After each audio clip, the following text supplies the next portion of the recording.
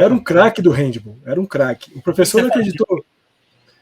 Eu era o único ala direito destro da história do handball mundial. Não existe no handball mundial um ala destro direito. O cara tem que ser invertido. Para a esquerda vai o direito, para o direito vai o esquerdo.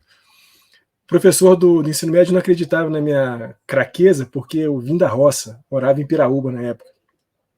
Eu falei assim, professor, é o seguinte, bota uma camisa lá no ângulo, bota uma camisa no ângulo, e eu vou arremessar 10 bolas do meio da quadra. Se uma delas não tocar a camisa, você pode me pedir, não precisa me colocar no time. Mandei 10 bolas, absolutamente todas elas na camisa. Lap, lap, lap, lap, lap. É isso. Fui convocado para a seleção do time e depois fui convocado para a seleção mineira infanto-juvenil de handball, mas faltou para poder seguir o negócio. E aí, vamos embora que eu estou hoje aqui no TZ. Mano, isso aqui é a maior entrada que esse podcast já teve. Mas uma pergunta, o meu áudio está ruim?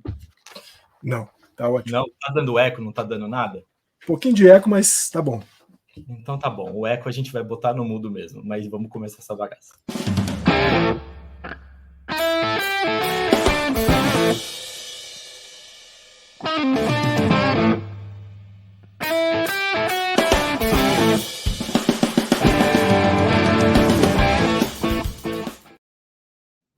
Bom dia, boa tarde, boa noite.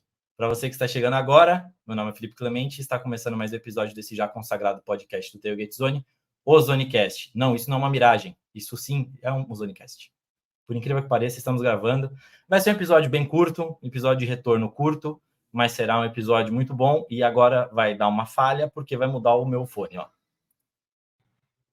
Pronto, agora estou com outro microfone. Deve estar melhor, espero que esteja melhor meu áudio. Dito tudo isso, tenho o prazer de estar numa sala, novamente, com Fernandão e Luquiba. Eu tô emocionado já. Ó, minha voz já tá ficando embargada. Como é bom voltar com isso aqui, né, Luquiba? Só não é melhor que tomar um sorvete de jabuticaba. Boa noite, Luquiba. Ou milkshake de morango também, né? Cara, saudades de vocês, saudades do nosso querido Eric, que não pôde estar aqui conosco hoje. E sim, vamos ter que fazer um bate-volta rapidinho aqui, né? Porque temos outros compromissos assumidos, então não vamos estourar aqui o nosso tempo. Exatamente. Fernandão, você tá em cima, mas eu deixei para falar por último porque eu tinha que puxar essa piada, porque o Rafik, ele vai ouvir o Zonecast só por conta dessa piada do sorvete de jabuticaba, entendeu? Porque o bicho comeu 3 bolas de sorvete de jabuticaba e ficou falando para todo mundo. A sorveteria inteira ficou sabendo que ele estava com saudade de um sorvete de jabuticaba que ele não tomava há 20 anos um sorvete de jabuticaba, ou seja, desde que ele tinha 14. Olha que coisa de louco. Você tá bem? Sempre... Desculpa, você tá bem? Tô bem demais, patrãozinho. Sempre muito feliz de estar com você aqui, com o Luquiba, lamentando mais uma vez a ausência do mestre Eric. Muito bom também estar com quem nos vê e nos ouve. Mas Rafik sempre muito efusivo, né, nas suas posições. E se ele disse que estava com saudade de sorvete de jabuticaba, ele estava, de fato, com saudade de sorvete de jabuticaba. Eu estava com saudade de fato de gravar essa bagaça, porque eu acho que já faz uns 2 meses que a gente não grava. Uma RFP já separou a gente disso, o trabalho já separou disso, Santiago separou a gente disso. Santiago nos uniu, mas também nos separou do Zonecast. Santiago me fez bem, Santiago fez bem ao Fernandão, e eu descobri ontem, ou anteontem, com o Rafik, que ainda dá tempo de fazermos a nossa live de balanço, porque o Parapan termina esse final de semana. Oh, que coisa de maluco. Então ainda faremos nossa live de balanço, sim. Vamos falar do Parapan, e eu já vou jogar aqui o que a gente vai falar do Parapan, já vou dar um spoiler. Por que o Brasil é tão superior, mas tão superior aos outros países no Parapan?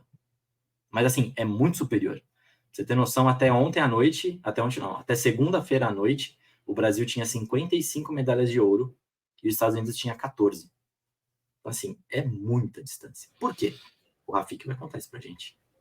O Rafik vai contar isso pra gente e eu vou atualizar a sua informação, patrãozinho, porque pouca coisa antes de eu entrar aqui hoje para gravar, estava dando uma olhada no quadro de medalhas, e o Brasil tem de medalhas de ouro o que os Estados Unidos têm de medalha.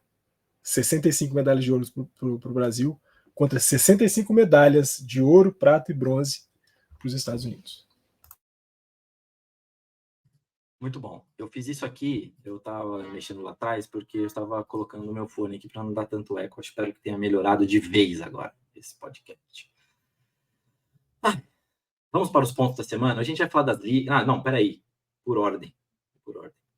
Não se esqueçam de nos seguir nas redes sociais. TailgateZone no Instagram e no Facebook, TailgateZone_BR no Twitter e, claro, no TikTok, @TailgateZone. Tivemos alguns problemas com o TikTok, porque a gente não postou materiais do PAN no TikTok, mas foi puramente uma falha. Mais falha minha que qualquer outra coisa.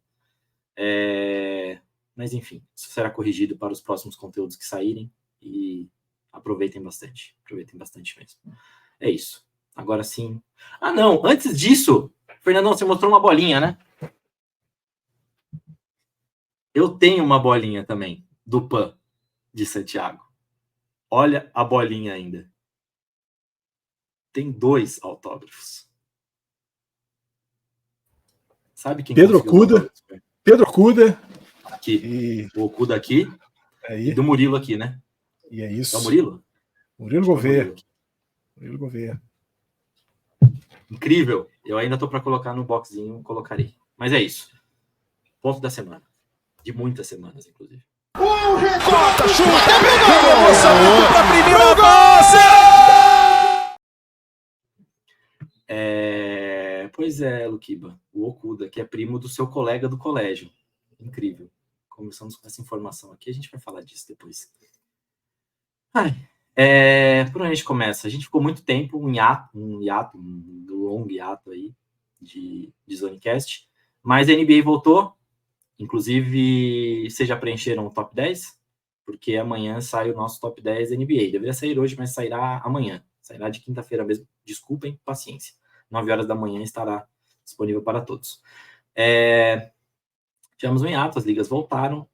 Já acabou a MLB. Vocês ouviram muito da World Series, ou moto desgraçada. A gente já ouviu da World Series muito na entradas extras. Texas Rangers ganhou, o grande Bruce Bolt. Mas agora temos NBA e NHL começando, engrenando, e a NFL já pegando fogo. NFL a gente vai deixar por último, o Fernandão tem algumas perguntas para nos fazer, mas agora quero trazer vocês aqui, começando pelo mundo da NHL. Luquiba, a gente falou muito em novidade, a gente falou muito em coisas que poderia esperar para esse ano, até agora, o que se viu? Eu vi já o meu Ducks ganhando do seu Bruins. Para mim já foi maravilhoso, mas o que mais a gente já viu? Eu disse que o seu Ducks não era essa draga toda quando a gente falou de panorama. Falei que não era o time para ser o pior da divisão. Falei que era um time que estava se acertando ainda e que talvez iria fazer umas graçolas, como já de fato já fez. O que eu posso te dizer, para mim, de surpresa de começo, né, não tenho como falar do Detroit, que começou, acho que as primeiras 10 partidas amassando, né? Ninguém esperava o Detroit tão assim nessa temporada. Agora talvez está normalizando, né? A gente tem o Vancouver também, que começou, né, disparando, e parece que esse ainda não normalizou. Justo o Vancouver, né? Que eu 3 anos defendendo o Vancouver, e quando eu falo que o Vancouver ia ser uma draga, o que acontece? É óbvio que eles vão ganhar. Mas uma surpresa. O Los Angeles Kings do Fernandão também está numa entoada muito boa, né? Mas ali eu já falei que era time para brigar de playoffs, então a surpresa não é tão grande assim. Mas para mim eu acho que a principal surpresa não é nem uma coisa positiva, eu acho que é mais negativa, né? Que é o Edmonton Oilers, que é um time que a gente esperava que estaria brigando e hoje tem uma das piores campanhas, não tem nem 35% de aproveitamento, né? Tá certo que mandou embora o treinador, deu uma balançada, mas ainda não encontrou o ritmo. Então, eu acho que é por aí.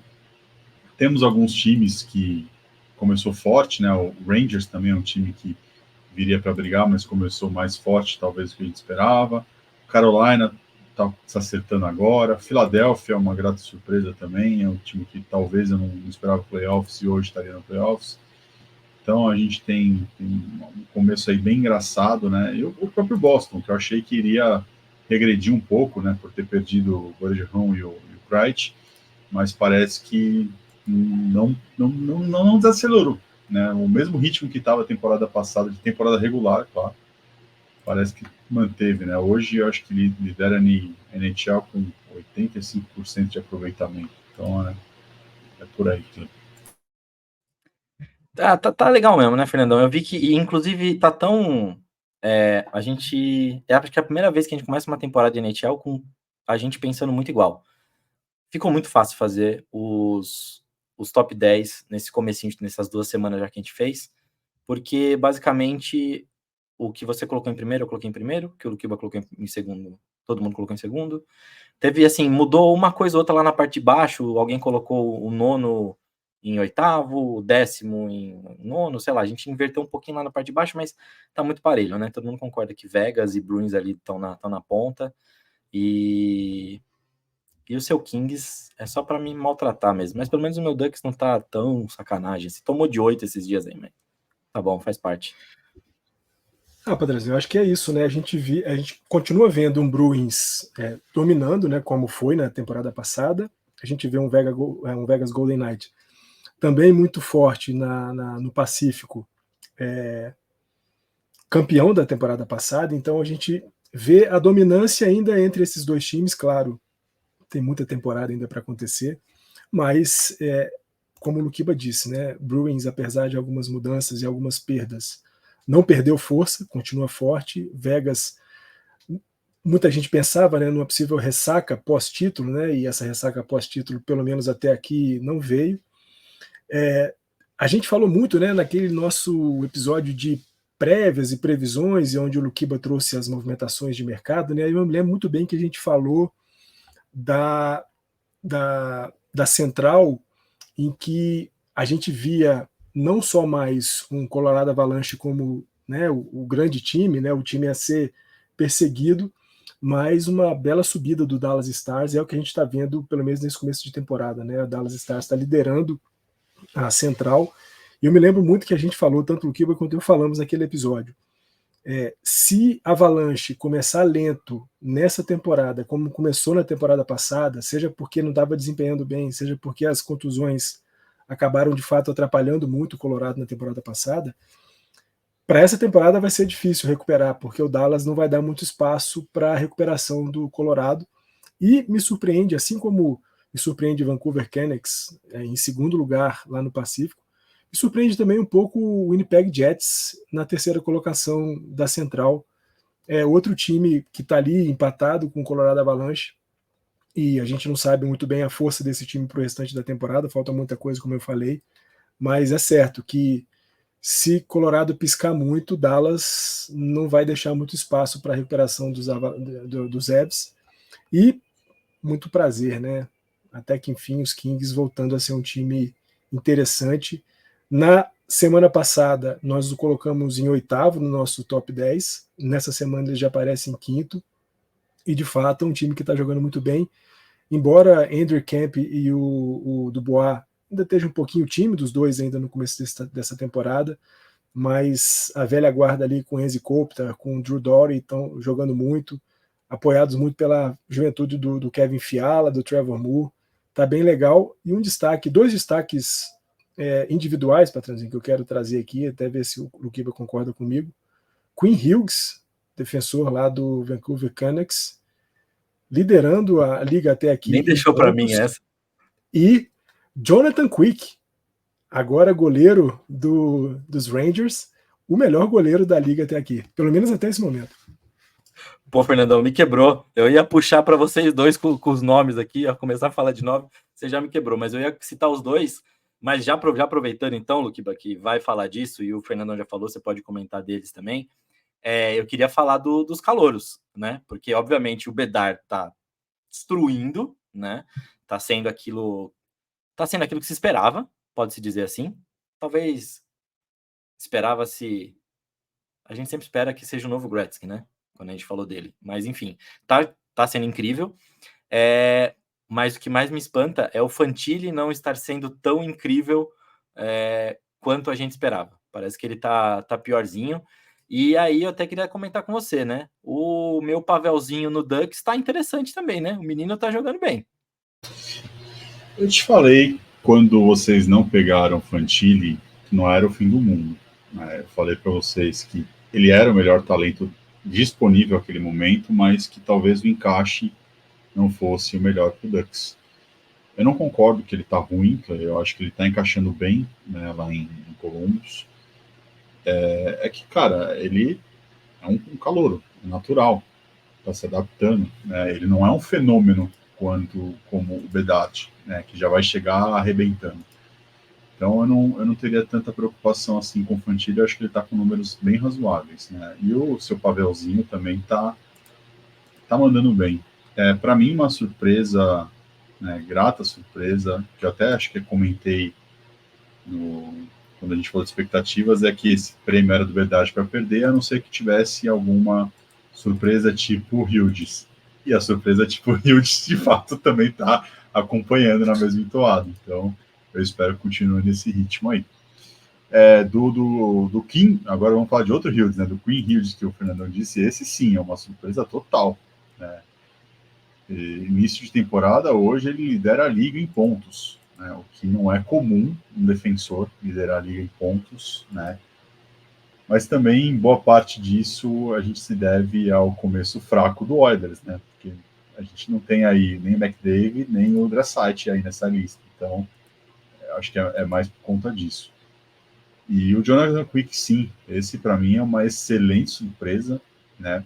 Em questão de tempo de carreira, né? Todo mundo já achou que ele não serviria para ser um titular, né? E ele talvez está mostrando que ele ainda tem gás ainda sobrando, né? E o número 2, Fernandão, hoje, atrás do Quick, é um cara que você vai gostar, né? Que é o Ken Talbot. Ele hoje seria o número 2 a nível de goleiro. Então, um King e um ex-King. Acho que vocês estão bem servidos aí. E o Gibson também, que sempre aparece nessa lista, né? Nunca vi igual. Não sei quando o Ducks vai conseguir trocar o Gibson por alguma coisa legal. Mas é um cara importante nos playoffs, de repente, que goleiro vai contar para um caralho. É interessante, ó, já perdi a monetização do cara. Não, mas eu acho mais complicado esse tipo de troca assim, porque primeiro que é cedo para você apostar num goleiro. Quando tem o deadline, até você chegar nos playoffs, tem um gap grande. Então é cedo de repente você falar, vou apostar num goleiro para playoff, e aí seu time não vai. Eu não acho que o Ducks iria se desfazer, justamente porque o Ducks está numa reconstrução. Então, assim, já passou a fase de vender o Ducks. É diferente quando você tem veteranos, e aí você fala, vou começar a vender agora para acumular picks. O Ducks já passou dessa fase, já vendeu os veteranos. Então agora, que daqui para frente, é pensar já nessa temporada que vem. Então, eu não acho que se desfazeria desse talento, não. É isso, Fernandão, quer acrescentar alguma coisa de NHL? Então, só pegar um pouquinho aí do Ken Talbot, né, que muita gente falava que o grande ponto fraco dos Kings nessa temporada seria o gol, né? Porque se desfez do Quick e o que veio na temporada passada ali revezando não era tão legal. Sobrou o Talbot na contratação e está sendo de fato surpreendente, né? O cara já teve um shootout nessa temporada, já teve alguns jogos de tomar só um gol, né? Teve um 5-1 contra. Eu esqueci o time agora, mas estava levando um 5-0 até o finalzinho do jogo, mais um shootout, e aí no finalzinho os caras conseguiram fazer um jogo, acho que foi contra o Arizona Coyotes. Conseguiram fazer um gol, então está sendo uma boa surpresa. Mas é isso, né? Começo de temporada, acho que os times não tem nem 20 jogos, ninguém chegou a 20 jogos ainda, então falta muita coisa, e o Talbot ainda pode abrir o bico daqui a pouco. É isso aí. E amanhã, para quem tá de bobeira, que amanhã quando sair o podcast, será conhecido também como Thanksgiving nos Estados Unidos, teremos alguns jogos de NHL à tarde. Inclusive tem um Kings e Ducks, para quem quiser ver esse belíssimo jogo entre Kings e Ducks, aproveitem. E quem quiser ver o Bedard também, o Bedard estará de tarde, passando contra o Maple Leafs. Então é um jogo legal para ver aí o Bedard brilhar ou não. Fala aí, Luquiba, desculpa. Não, eu só queria complementar uma coisa que eu lembrei. Tive recentemente, né, lá no Texas, e eu consegui, né, sem querer pegar um jogo que simplesmente foi Stars e Bruins, né, um jogaço. E o Bruins acabou ganhando o jogo, não merecido, porque o Dallas jogou melhor do que o Bruins, e foi um jogo que o Bruins venceu por conta do Swayman, que para mim, hoje, nesse ranking aí que a gente falou de Quick Talbot, ele talvez seria o número 3 hoje, ou 4, não sei, mas se eu somo com percentual de salva, além de gols tomados, eu colocaria ele em 3 aí. Então é outro nome também que talvez faça batida aqui. Como ele é reserva, né, a gente fica um pouco mais assim, que a amostragem é pequena. Quando a gente tem o Mark jogando em média 40, a gente vê o Swayman jogando 20, né, nessa proporção, 2-1. Então, ficar de olho aí também. Muito bom, muito bom. É legal isso, né? Se bem que o seu time tá fazendo esse negócio de revezar goleiro pra caralho desde o ano passado, né? Ano passado foi pior ainda, né? Foi mais alternância. Não, mas foi nessa proporção, foi 2-1. Era 2 jogos do Mark e 1 jogo do Swayman. Eles fizeram isso e esse ano estão mantendo nessa mesma pegada também. Boa. Agora sim, agora vamos para onde eu estou sorrindo de orelha a orelha, ainda mais depois da vitória de ontem. Maior pontuação da história da franquia na NBA. Que coisa maravilhosa que tá ver o Haliburton jogar, como tá gostoso ver aquelas quadras vibrantes do tournament. E eu queria perguntar para vocês. Muita gente xingou o tournament, mas vocês vão ter que dar um passinho para trás e falar que a ideia é legal, né? Pô, pegar um joguinho, nada a ver, de uma terça-feira e de uma quinta-feira à noite, transformar... caralho, me desfocou inteiro aqui. Transformar num tournament e fazer o que fez ontem, que em todo lugar estava circulando que foi a batalha entre Trae Young e Haliburton, nota 10 para a NBA, nota 10. Agora vocês podem xingar o tournament se vocês quiserem. Vai, Fernando, começa aí. Eu começo xingando o tournament pelas quadras. Para mim, nunca fizeram um troço tão feio como aquelas quadras. O trem feio tinha que ser proibido.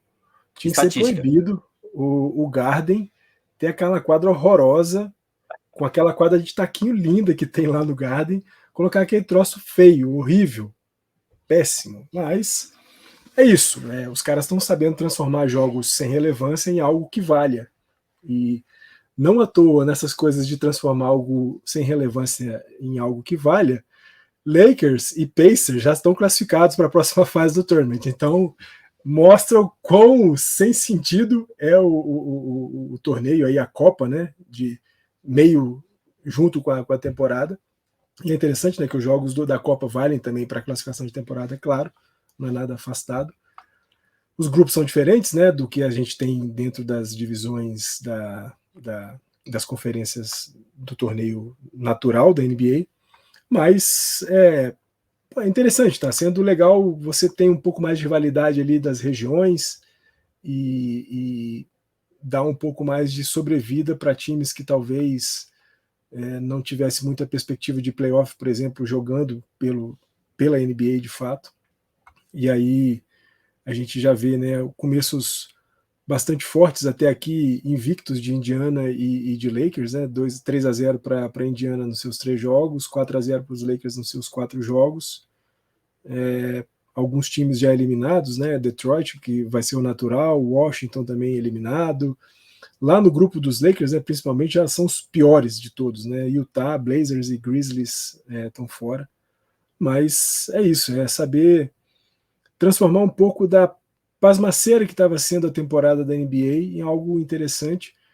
Só um pouquinho fora da conversa, continua me desagradando muito as pontuações muito altas dos jogos, né? Ontem Pacers e Atlanta foi muito legal, tudo mais, mas 153-151 foi alguma coisa assim o jogo? 157-155 ou 153. Foram 309 pontos combinados, se eu não me engano. É complicado um jogo de basquete ter uma pontuação dessa, mas diverte, sem dúvida alguma, ainda mais para quem não torce para o Pacers, para quem não torce para os Hawks, diverte muito. Inclusive, detalhe, o Pacers é o time que mais marca pontos até agora na NBA, tá? Então é o ataque número 1 da NBA. A defesa já, entanto, é a 26ª, né? Mas, enfim, o dia que não funciona o ataque, fudeu. Luquiba, eu vou deixar você falar do tournament, obviamente, mas eu queria puxar para você o foco das batalhas. Não, antes para você, só mais uma coisa. O Pacers ganhou do Bucks, tá? Numa bela vitória contra o Bucks pelo tournament, inclusive. Então, tá legal. Vejam meu time. Façam a ESPN passar meu time, porque é duro ficar pagando League Pass. Mas enfim, Luquiba, eu vou deixar você falar do tournament, como eu já tinha comentado, mas eu quero jogar para você um outro ponto, que eu quero que você discorra mais sobre ele, que é sobre a batalha do calouro do ano. Que muito se falou do Wembanyama, muito ele está fazendo efetivamente, só que, pelo menos para mim, e eu acredito que para você também, tem um outro cara que está chamando muito mais atenção, e é um cara que foi muito zombado quando, no ano que ele deveria estrear, mas ele se machucou, ele falou, eu entrarei no grupo 50, 40, 90. E ele realmente está com médias de 52 e pouquinho de arremesso de quadra, 40 e pouquinho em bolas de 3 e 93% em lance livres. Chet Holmgren está muito melhor que o Wembanyama nesse começo de temporada. O Kiba, fique à vontade, o palco é seu. Não, primeiro do torneio, eu não tenho nada contra nem nada a favor. Eu acho que é muito cedo para fazer qualquer tipo de opinião. Vamos ver o que vai acontecer, né? Entre resultados, entre expectativas, entre audiência, entre dinheiro, entre tudo. Antes de falar qualquer coisa, só concordo com o Fernandão, as contas são horríveis. Você falou do seu Pacers e tem o Magic também do nosso querido Eric. Hoje os dois estão entre os 6 primeiros na classificação. Então, se a temporada acabasse hoje, eles estariam classificados aos playoffs sem o play-in, né? Então, tá engraçado de ver isso e bonito de ver isso, né? São dois times que a gente sempre falou que seria no futuro os contenders, né, da divisão, da conferência, aliás, e já estão ali colocando as manhinhas de fora. De calor, eu também acho prematuro falar, né? Eu disse que o Holmgren, disse, acho que internamente, seria um fortíssimo candidato, né, calor do ano, porque o time do Thunder, ele encaixaria ali perfeitamente com o Shai ali ajeitando a jogada e ele fazendo ali o trabalho sujo, né? Então não é surpresa.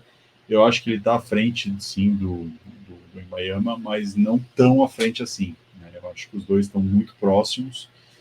O Wembanyama é mais decisivo para o Spurs do que o Holmgren para o Thunder.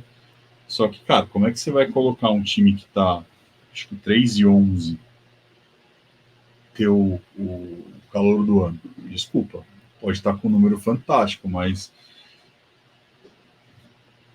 é o que eu te disse antes, tudo tem um certo, uma ligação. O calouro, ele depende do time também mostrar vitórias. Não adianta nada você só fazer estatísticas, você ser aquele cara plástico, você fazer uma jogada tipo Space Jam, de bola mão esticada, aquela história toda, é lindo, bacana de se ver, mas não leva o time a lugar nenhum. Então, tudo bem que a estrutura do Thunder é melhor do que a Spurs hoje, em questão de elenco, em questão de outras coisas, mas ainda assim, quem falaria que hoje o Thunder estaria em terceiro? Acho que poucas pessoas.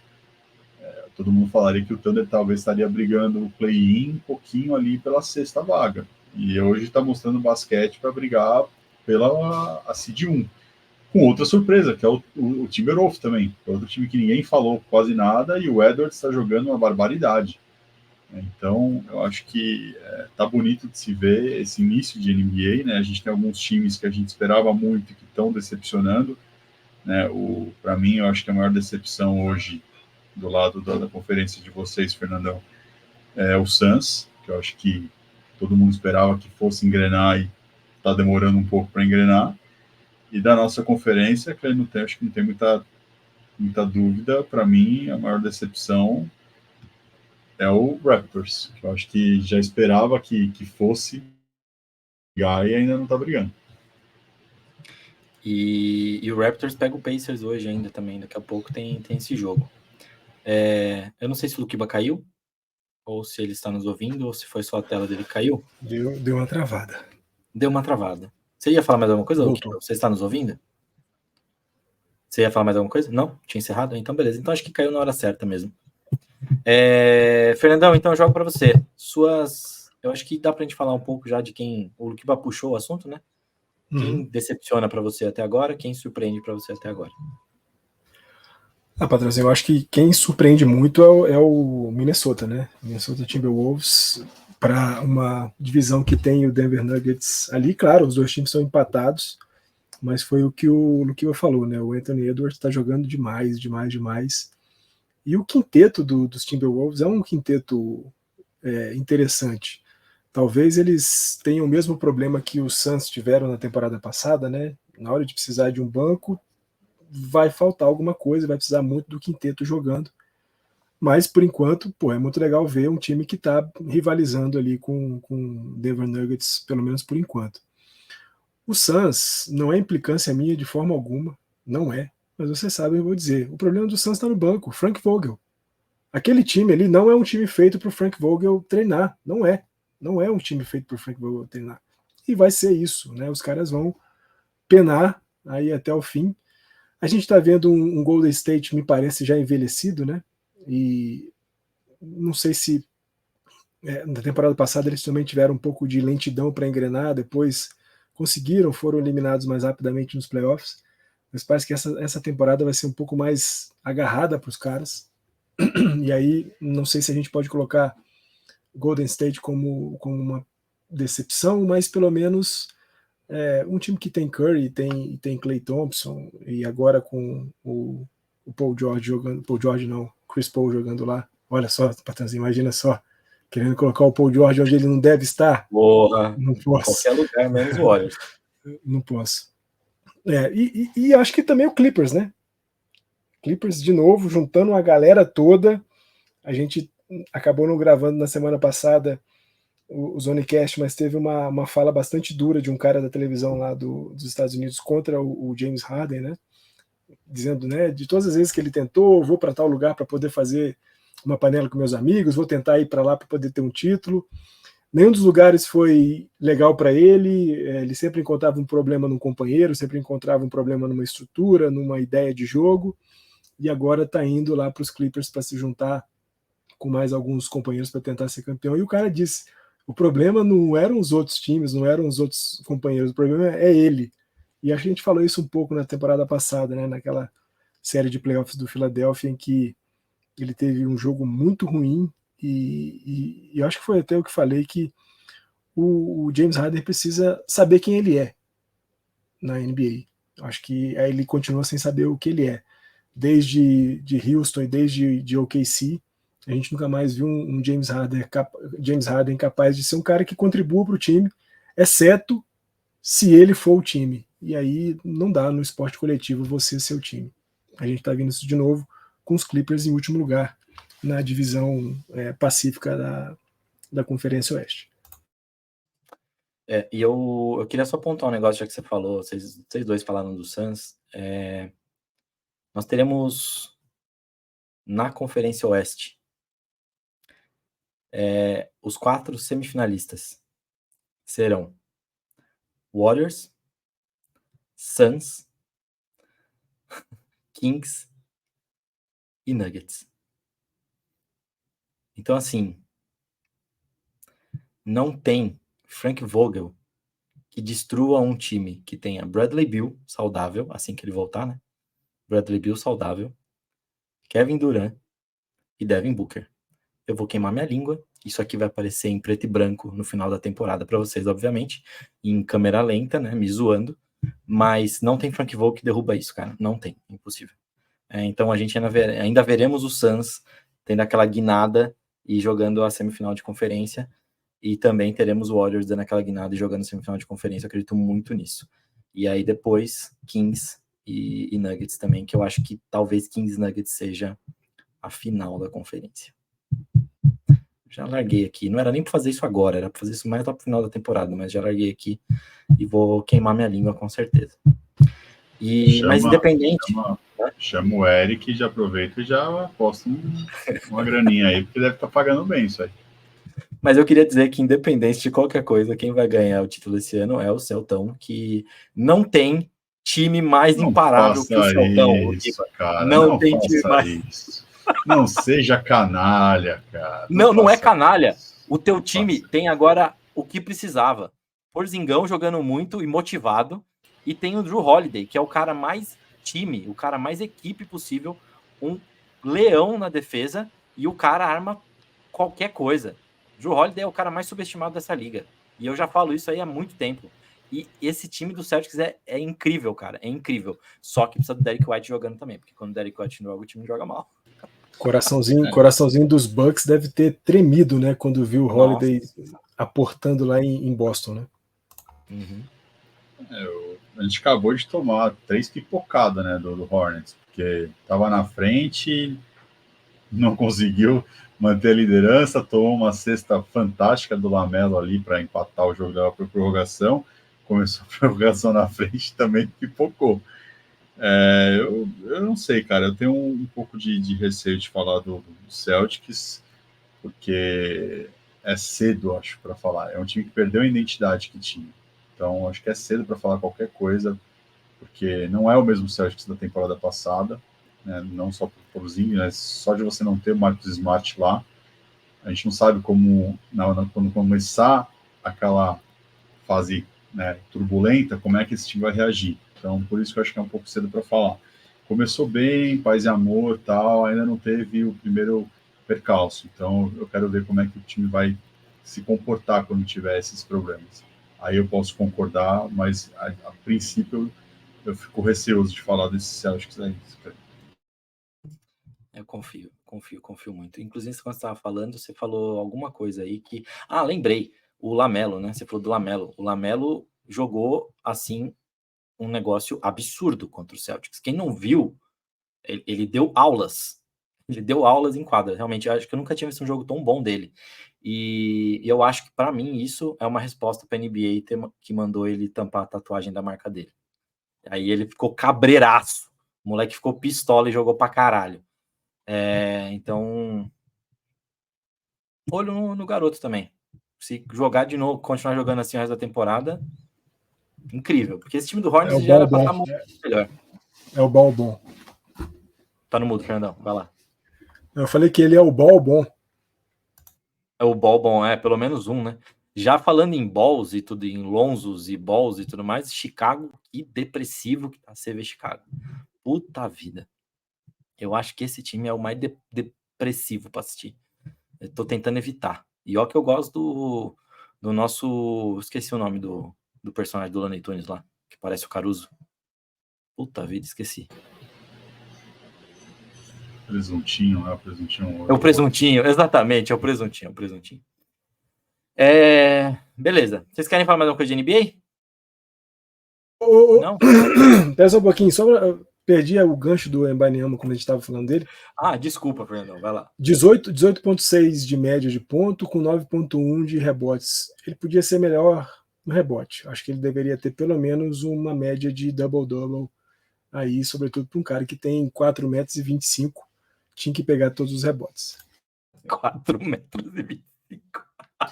O problema, Fernandão, é que ele não está jogando 100% como center. O Pops coloca ele às vezes como 4, né? Então é por isso que eu acho que até o Holmgren está um pouco acima dele nessa briga, porque o Holmgren está jogando o tempo inteiro como 5. E deu para ver muito a dificuldade física dele num jogo. Eu estava vendo Knicks e Suns e ele brigava um pouco ali com o Jackson. Olha que o Jackson é um cara que eu... Spurs. Knicks e Spurs. E é um cara que eu critico muito, porque eu acho que é um cara que recebe muita grana e faz muito pouco pelos Knicks. Mas no duelo ali de força física contra o Embanyama no garrafão, ele estava levando todas. E eu acho que é um problema que a gente falou aqui, muita gente falou isso no mundo inteiro, né, quando o Embanyama foi para os Spurs, que é a questão física. Ele vai penar um pouquinho na parte física, assim como o Holmgren também, né, que é um cara muito alto, muito magrelinho, também vai sofrer um pouco fisicamente. Mas O Wembanyama tem aqueles momentos, né? Já teve jogos de 38 pontos, 35 pontos nessa temporada. Nos últimos jogos tem mantido uma média um pouco mais baixa de ponto, aumentou bastante sua média de rebotes. Mas eu tô com o Luquiba quando ele falou isso, né? Não dá para você olhar para um cara como o rookie da temporada quando o time dele não vai conseguir fazer absolutamente nada. E aí quando a gente olha para o OKC, não só por conta do Holmgren, mas principalmente pelo Shai, né, que tá jogando, aquele moleque joga assustadoramente bem.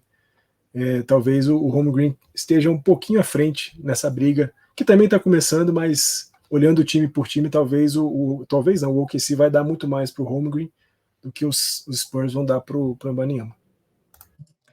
O OKC vai... Quem não olhou o OKC ano passado e ainda não acreditou no OKC, reparem, porque eu acho que vai ser a história dessa temporada.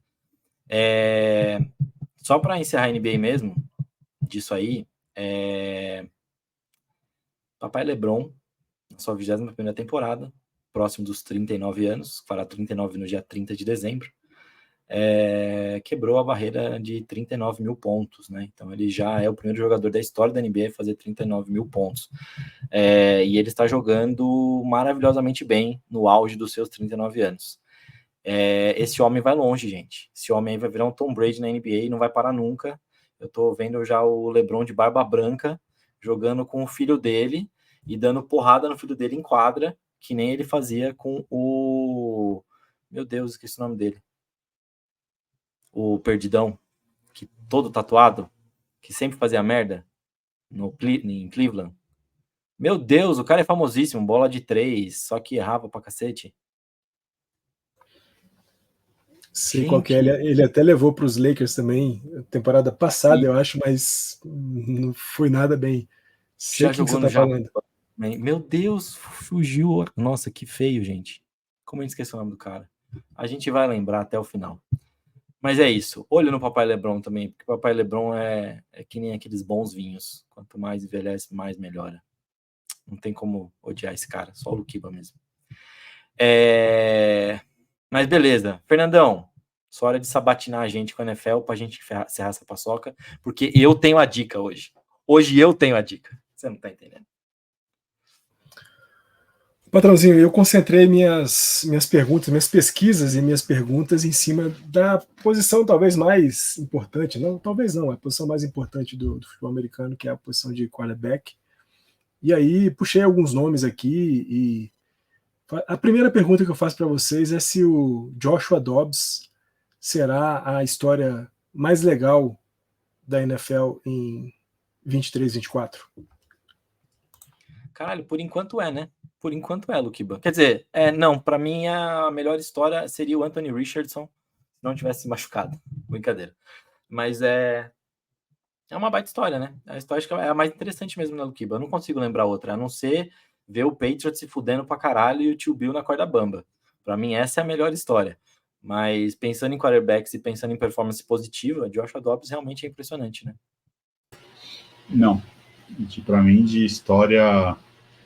Mas eu fico com o CJ Stroud. Eu acho que é uma história mais bonita do que o Dobbs. O Dobbs teve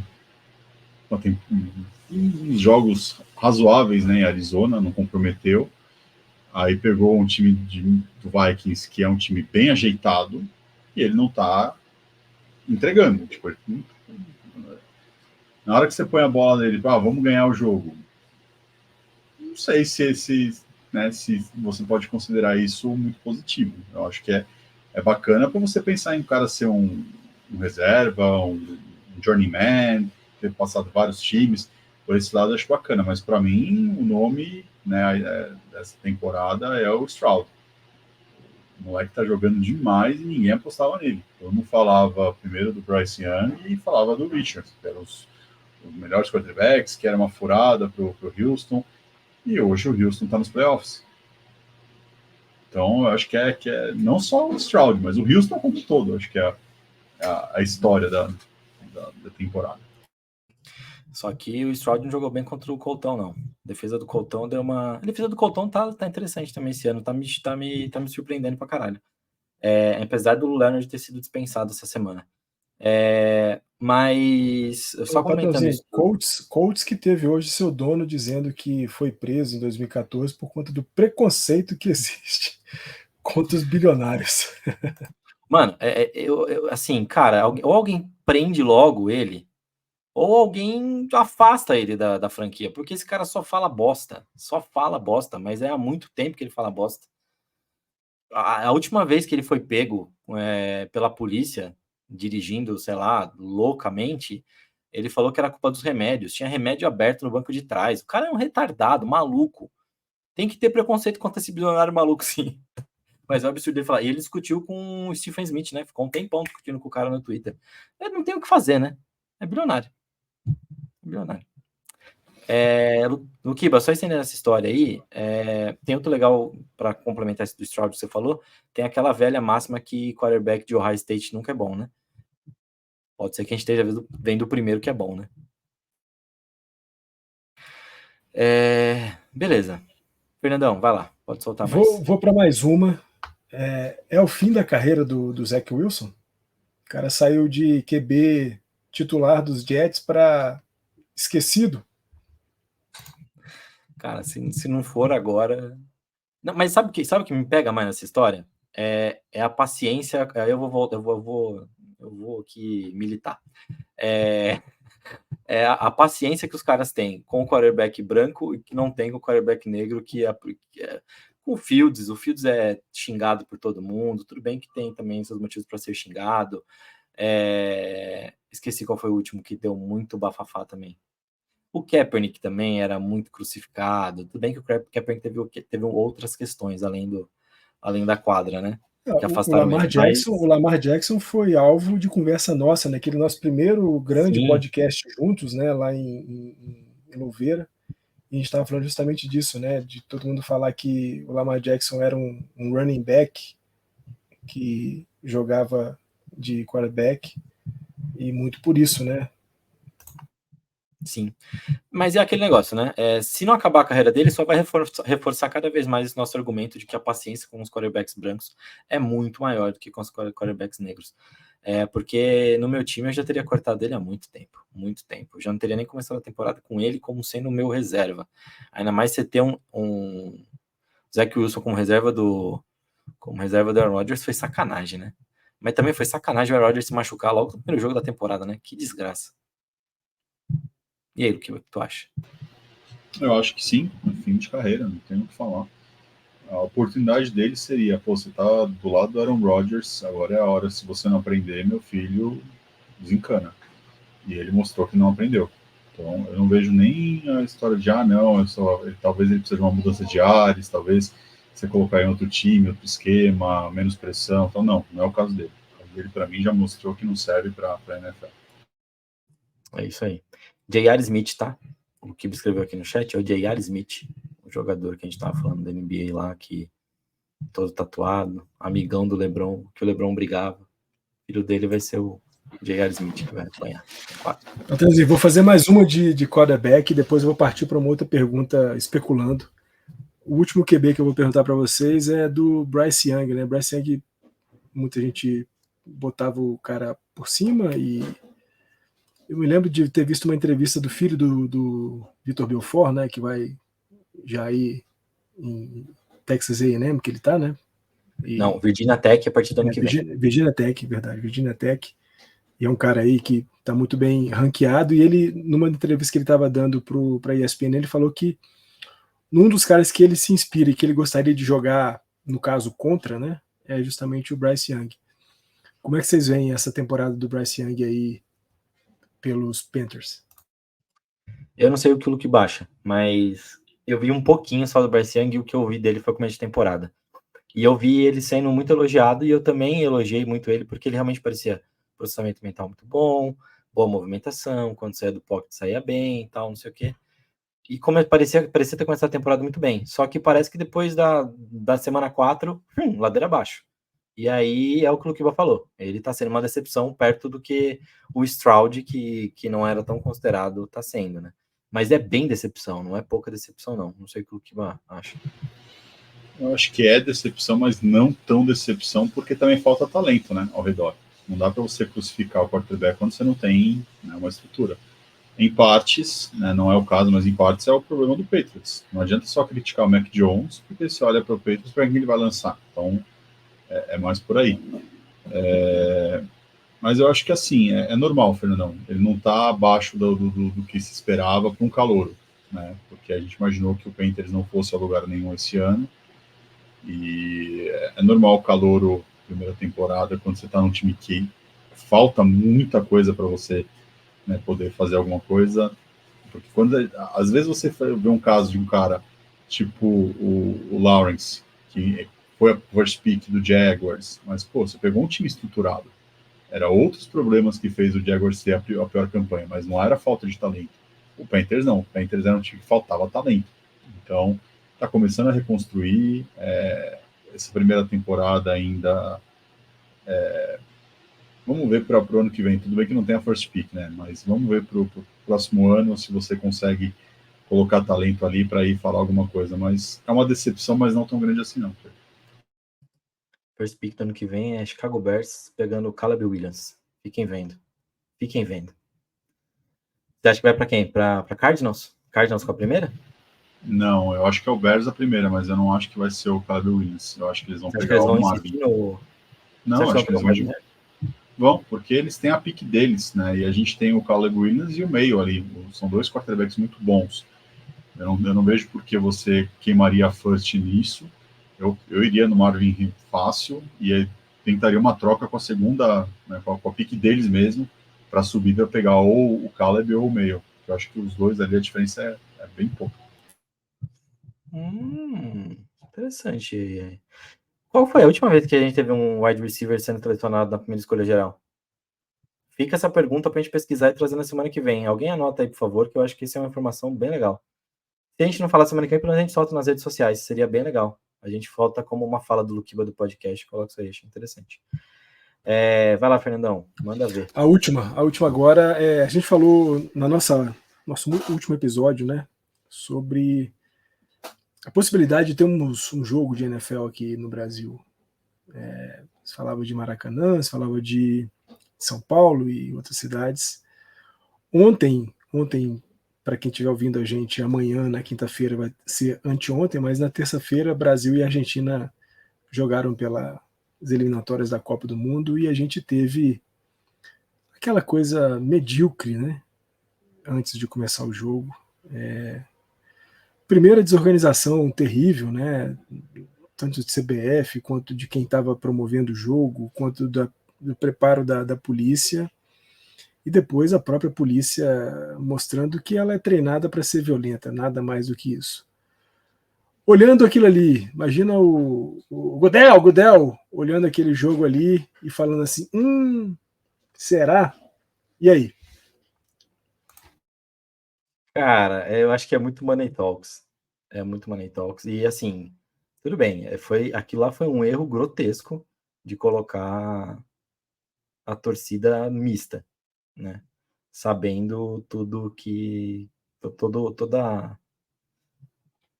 a rivalidade imposta no futebol entre esses dois times e ainda todos esses os argentinos bem preconceituosos que a gente conhece, e muito se disse que nas leituras labiais, na leitura labial não, né, mas que o Messi até provocou lá o Rodrigo também.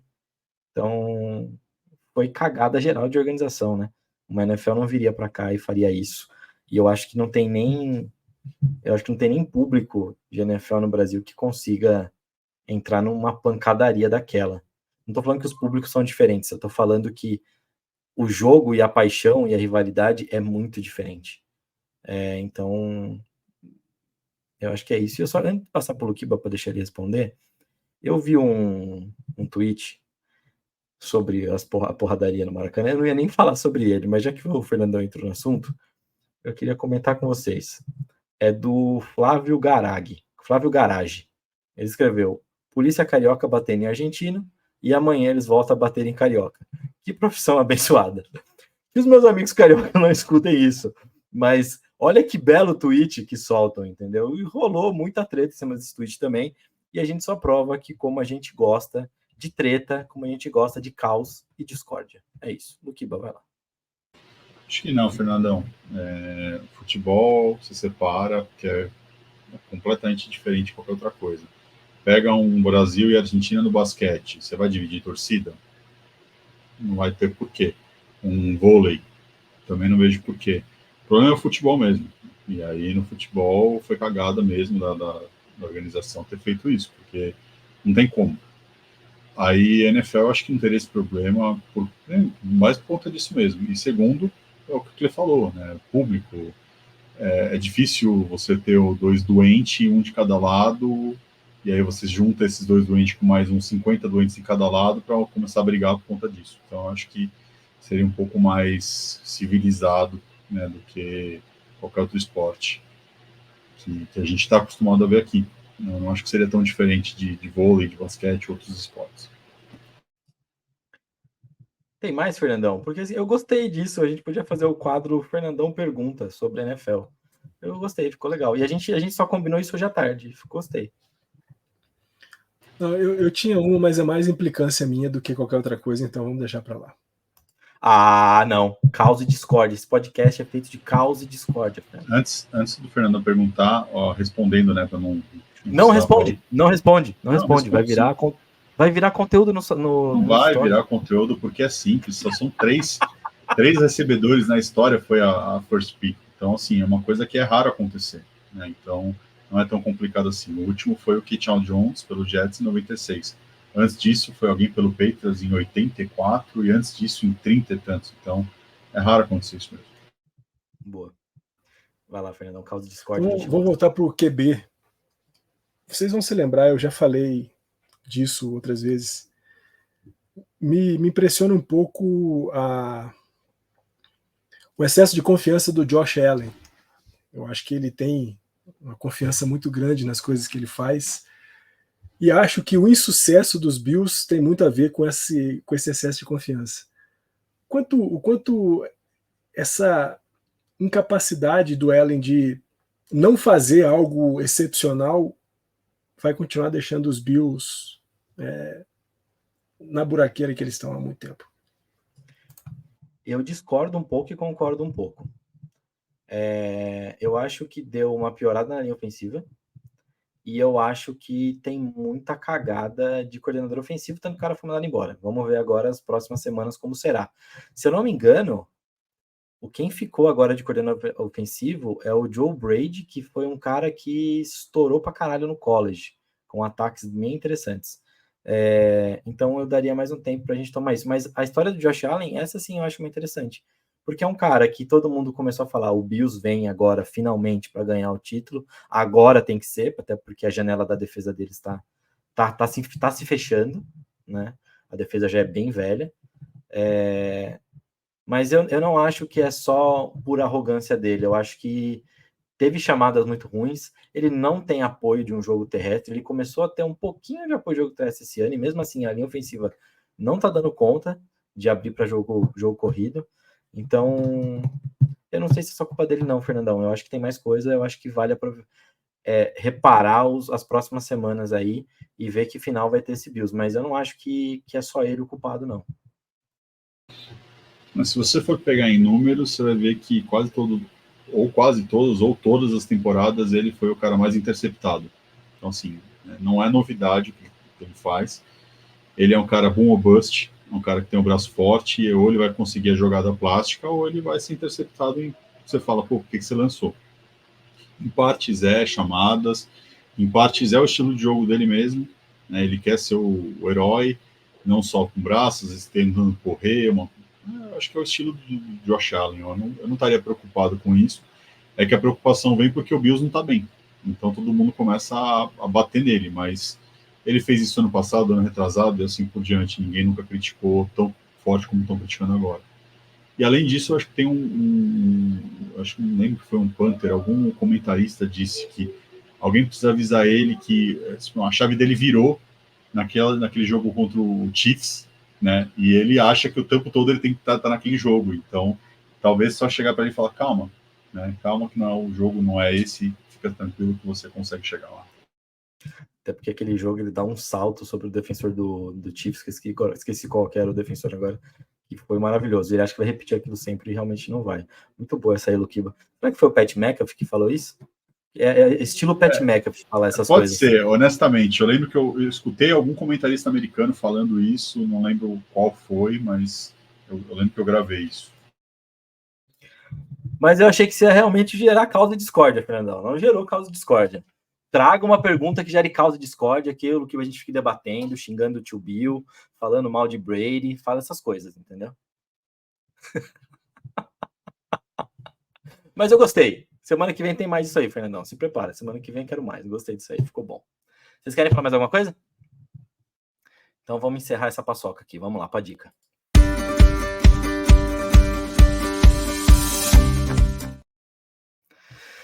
Bom, a gente falou um pouquinho de NBA aí, a gente ficou em off por muito tempo, e durante esse muito tempo eu estava conversando com o Luquiba no Uber que a gente pegou na segunda-feira para ir no Ponto Chique, que eu tinha esquecido, eu falei, tinha tanta coisa para dar tanta dica e a gente não fez, e agora eu vou ter que recapitular tudo. E aí eu entrei no meu wishlist do Netflix enquanto estava voltando para Jundiaí, lá no trem, e não foi no Netflix, foi na Amazon Prime Video. É um documentário que a Amazon fez chamado Destino D-League. É mais ou menos isso. Estará na descrição do podcast, mas é Destino D-League contando a história de jogadores que passaram pela D-League. Passaram não. Temporada passada estavam na D-League. Então, entre esses jogadores, tem muitos, inclusive o Denzel Valentine, que alguns devem conhecer do Chicago Bulls, mas também o Scoot Henderson, que está agora no Portland, e também, que inclusive ele volta para a D-League para fazer os treinamentos pelo associado do Portland, porque ele já está em breve de voltar da lesão dele. Então, o Scoot Henderson, o Denzel Valentine, o Gabe York, que joga no Mad Ants, associado do Pacers, e também o primeiro judeu ortodoxo a jogar na NBA, ou na D-League, como queira, que é o Terrell. Então, assim, conta a história dos jogadores que passam pela D-League, fala como é jogar D-League, como é pagamento, como é sua vida. Aí você vai ver os jogadores que dependem mais, você vai ver os jogadores com uma família um pouco mais abastada, como é o caso do Terrell. Mas é legal de ver a história desses jogadores, é legal ver como que é a D-League e como esses caras vivem. E aí, muito assistindo o documentário, muito eu lembrei do texto do Fernandão sobre o beisebol pelas barbas de Marx, obviamente. E eu acho que vale muito assistir o documentário, vale entender como é a D-League, vale assistir a D-League. Quem não assiste D-League, assista a D-League. Porque a gente tem visto muitos times utilizando, ainda mais com o aumento de roster e tudo mais, e também jogadores que podem ser two-way, que o cara joga na D-League, o cara joga na NBA. Vale a pena assistir, tem muita coisa ali boa, assim, é um basquete muito bom, e eu vou jogar NBB para baixo, a D-League é muito melhor que assistir um jogo da NBB.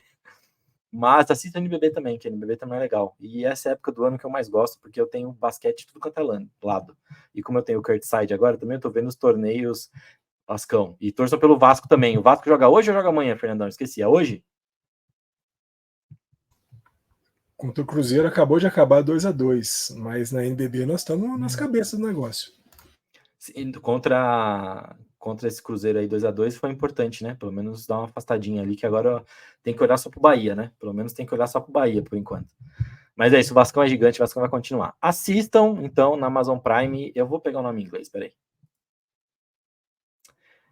Ah, não, tá em português. Destino NBA, uma odisseia de League. Assistam. Vou colocar também na descrição, vou colocar link, tá no Prime Video. E é isso. Se o Luquiba tinha dica, se o Fernando não tinha dica, vai ficar para outros dias para a gente acumular as dicas. Agradeço vocês pela paciência e por não ficarem bravos com a minha grosseria aqui, de vocês terem pensado em uma dica e só trazer semana que vem. Até porque aí você traz uma dica decente e eu termino de assistir uma putaria que eu tô assistindo e trago uma dica de zoeira, tipo Ilhados com a Sogra. Mas aí semana que vem a gente comenta sobre isso, depois que o Luquiba trouxer uma dica decente. Ai, Fernandão, Luquiba, foi muito bom estar com vocês, foi muito bom conversar com vocês, aquele efusivo abraço e a gente se vê na semana que vem, nesse mesmo bate-horário, nesse mesmo bate-canal. Eu saí 5 horas de São Paulo para chegar em cima aqui e conseguir gravar com vocês, e foi maravilhoso. Como sempre, é incrível. Esse podcast aqui que está no meu coração. Semana que vem a gente está de volta. Beijo grande a todos que ficaram até aqui. Não esqueça de seguir a gente nas redes sociais. Não esqueça de entrar nas redes sociais e conferir tudo que a gente fez no PAN. Tem entrevista pra cacete, com galera do beisebol, galera do basquete masculino, basquete feminino. Tem entrevistas maravilhosas também com as meninas de ginástica rítmica, do boxe. Tem muita coisa boa. Confiram lá e vai sair mais coisa ao longo aí da semana. Beijo grande para todos e tchau.